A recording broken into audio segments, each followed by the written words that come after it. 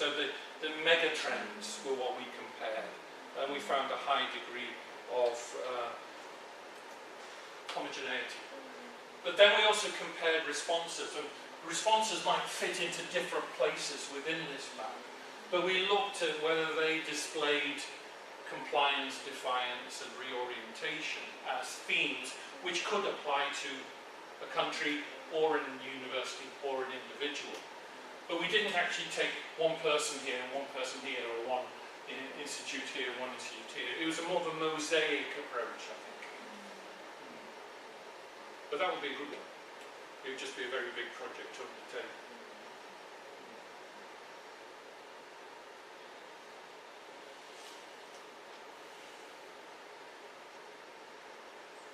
Any other thoughts? Jin, you normally come out with really devastating questions. Can I sidetrack a little from your... Okay. Can I see for more? Which one do you want? About the comparative research. Yeah. About the last one. This is my question always about comparative studies. You talked about maybe Mr. Mark Mason. How to compare positively, right? Yeah. In my opinion, does the comparing itself makes the people find the superior or inferior? Which people? The researcher? Everybody.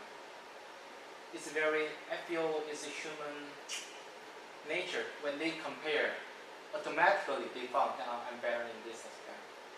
And he's better in this aspect. Yeah. So comparing itself sometimes makes the people, I am better than you or not, even if we don't want. So I feel, and when I watch the comparative research studies, what I feel is that they usually compare like Hong Kong and Korea, or Hong Kong and Taiwan, Taiwan and Korea. What I feel is that they compare based on the standard and which one is better or not. I think that's a pitfall. Yeah. I think that's a danger of comparative education, because you're othering. Yeah. You're thinking, oh, we've got it right, let's see how badly South Korea is doing, and let's laugh at them. And in that case, then I think that would be almost unethical in your approach to comparative ed. And I think that the best comparative ed is either done by somebody who is intimately familiar with both contexts that are being compared, or is an equal outsider to both contexts. So it's a question of positionality in that.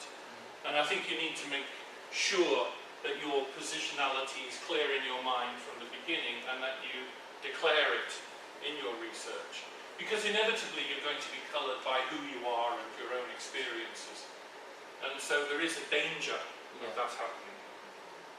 So under the stream of neoliberalism, I feel we already almost have the same standard, because we are all living in the globalized world about the higher education, especially. For example, what I always feel, the QS ranking or New York Times rankings, they all suggest you what is the good university, and when they compare these countries and other countries, what I feel is they just want to find who are superior. Yeah, but that's part of neoliberalism, competition. Competitiveness is a good thing. But it's also very bad comparative education, because it's very superficial. And it's not really understanding the context of each university. And the proxy measures being used can be really questioned sometimes. For example, how many Nobel Prize winners has the Education University of Hong Kong produced? Well, it's not something that we're actually geared up to do. And so therefore that's not a fair comparative measure. But yeah, again, I think one of the things that's happened is that comparative education has now been abused in the last 20, 30 years for these international rankings. And that's something that certainly Catherine has been writing about, and our research team is feeling that PISA, for example, is being hijacked. It is hijacking comparative education in a very superficial and unethical way in some regards. So in this aspect, human natural aspect, and in this context under the globalization, I'm curious how we can do the positive comparison. Well, it depends what you're comparing, because you don't just have to compare systems. You don't have to just compare countries. Then what's the meaning of the finding comparing? What's the meaning of comparing in that case? You said that we can see the similarities and difference, right? Yeah. What's the meaning of this? It depends what your purpose is in doing the research. I mean, what do we do with our research findings? Well, maybe we take a critical perspective and say, well, here we have winners, here we have losers, here would be a social equity policy that we could develop. Or it could be, well, we've identified things which represent good practice in our view, let's spread the good practice. Or it could just be, now I understand better. We've just enhanced an understanding of a phenomenon through comparing. So it really depends on what your research perspective is. Are you doing a scientific research? Are you trying to understand deeply? Are you trying to simply compare and rank? Are you critically investigating, or are you doing some kind of developmental research? Comparative ed could help you in all of these things. It's not a tool in itself, it's a tool which enables you to do something with your research. In our case, it was to look for how has it actually been interpreted. And it's not homogeneous. There are things here which people could actually develop. Thanks for coming. So, yeah, I feel comparing itself is very, very value-centered. Yes. In my feeling, so it's very hard to do it neutral. I don't think you can do it neutrally. I mean, one thing I noticed from our research team is that we were all people who were against neoliberalism. You know, we didn't actually have anybody who said, oh, this is a wonderful thing. We really buy into it. Everybody was either a defiant or an appropriator of neoliberalism. Well, I agree with your suggestion that we should take a flexible approach to resolve those tensions you mentioned in your presentation.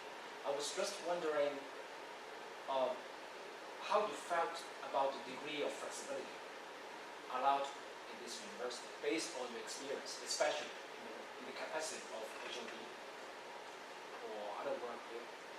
I personally found one thing I liked about here was the degree of flexibility, in that we were finding our way as we moved to becoming a university.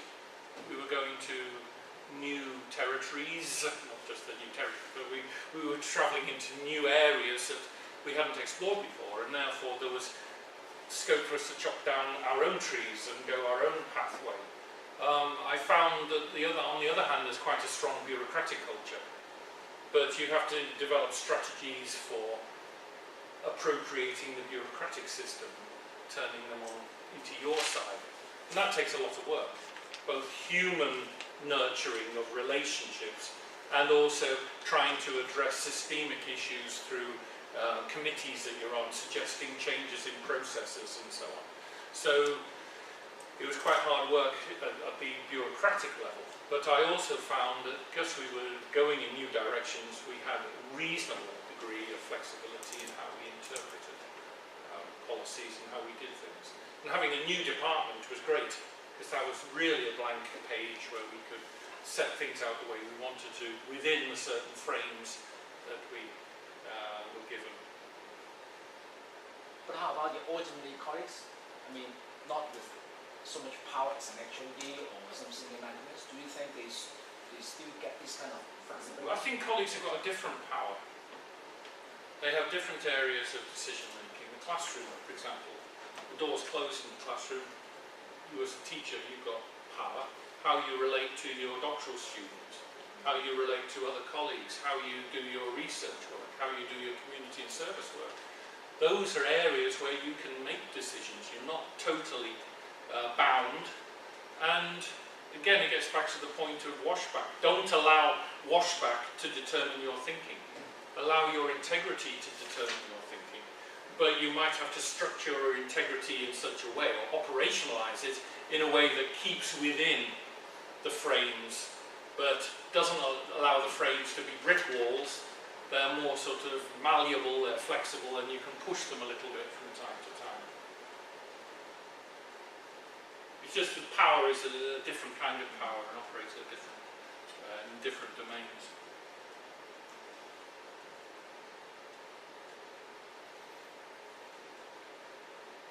This critique of neoliberalism and new managerialism has been going on for some time. Yes. Is there any reason for optimism? Do you have any, I mean, is the message being heard? I think it's being heard more in the business communities. I've heard that American companies are now getting rid of performance appraisal as being not value for money. That they're finding out just let workers get on with it. It's actually more cost effective than closely monitoring and turning it into a huge bureaucratic exercise. And they're finding that the cost of administering that exercise is outweighing the benefits it's actually bringing. Whether that will eventually transmit itself to academia, I think depends, and I fear we're oil tankers and we are less willing to take risks in that regard. You know, we make a number of decisions here because other universities do it. Therefore, we should do it. I think we should be much more critical and say, well, actually, is it worth doing? Is it valuable? Does it bring about the results we want? Those questions are not asked. It's, well, Hong Kong U does it, therefore we should do it. And if we can change that mentality, then we could really start to bring about change from the bottom up. Because there's a sort of a fear happening at different at all levels, whether you're a vice chancellor or whether you're, you know, in a department. But it's not just in universities; it's in all sorts of institutions where, you know, the data has got to look good. Yes. And it's always easy to make data look good. And as you said, you know, with your set scores. And our biggest fear. I've seen that happen in other fields. It's terrible. The biggest fear in Hong Kong, in academic institutes amongst management, is South China Morning Post. There is a fear that the story gets in the post, and that public shaming will be a huge loss of face. And so there is a fear, don't do anything which would get the university into a position where we are exposed publicly. And that's not a reflection on the South China Morning Post, which is a wonderful organisation with high quality journalists. But people just should always remember that, you know, your South China Morning Post today is wrapping up fish and chips maybe tomorrow or whatever, and people have short memories. And I just think that people are too much driven by, you know, worrying about today's news. And then you should make the decision that has to be made, the one that's got integrity, whatever, however it's going to be interpreted. And you see it in government, whether it's in Hong Kong or the UK. I think that critique of, you know, David Cameron at Downing Street just being, you know, always worrying about what the headline is going to be in the next hour, rather than what's going to be happening in the country in the next 5 years. Again, this is the washback effect, isn't it?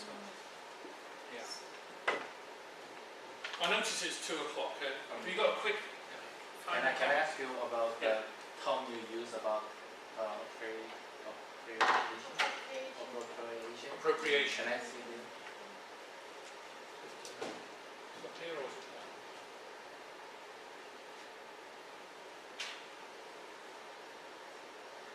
That one. One more. One before? Yeah. So among these you choose the appropriation, right? I'm curious if this term is stand on one side. No. I feel because sometimes when we accept some change from outside, some people said it is appropriated, but some people said it is distorted or it's polluted or other words. But I feel this word is too positive to one position.